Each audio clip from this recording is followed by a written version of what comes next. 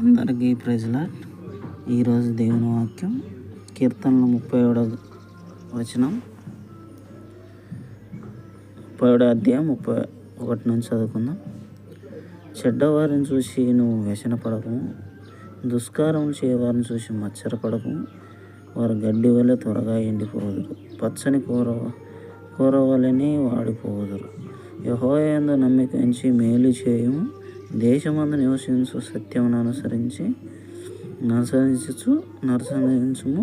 యెహోవాను బట్టి సంతోషించుము. ఆయన నీ హృదయ వాంఛలను తీర్చును. నీ మార్గమును యెహోవాకు అప్పగింపుము. నీవు ఆయనను నమ్ముకొను, ఆయన నీ కార్యము నెరవేర్చును.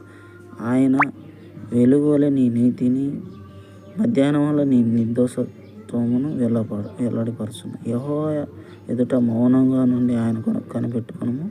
తన మార్గమున వర్ధిల్లు అని చూసి వ్యసనపడకము. దురాలోచనలు చేయువాని చూసి వ్యసనపడకము. కోపము మానము, ఆగ్రహము విడిచిపెట్టము. వ్యసనపడకము, అది కీడుకే కారణం. కీడు చేయువాడు నిర్మూలమగుదురు.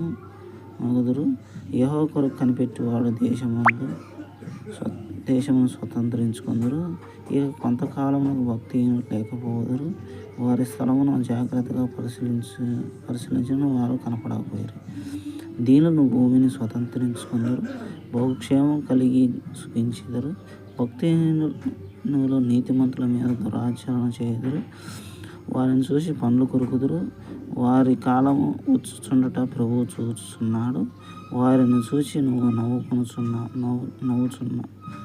ఆయన నవ్వుచున్నాడు. దీనులను దరిద్రులను పడదోటకి, యథార్థంగా ప్రవర్తించు వారిని చంపుటకి భక్తిహీనులు కత్తి దూచిన్నారు, విల్లెక్కి పెట్టి ఉన్నారు.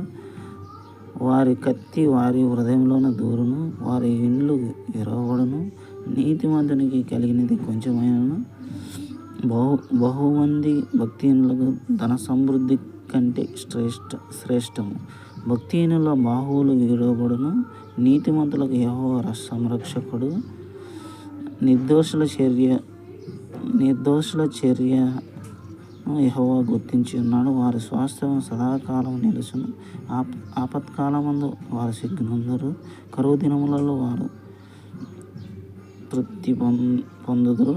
భక్తిహీనులు నశించిపోదురు. యెహోవా విరోధుల మేత భూముల సొగసును పోలియుందురు. అది కనపడకపోనట్లు వారు పొగవలె కనపడకపోదురు. భక్తిహీనులు అప్పు చేసి తీర్చుకుందురు.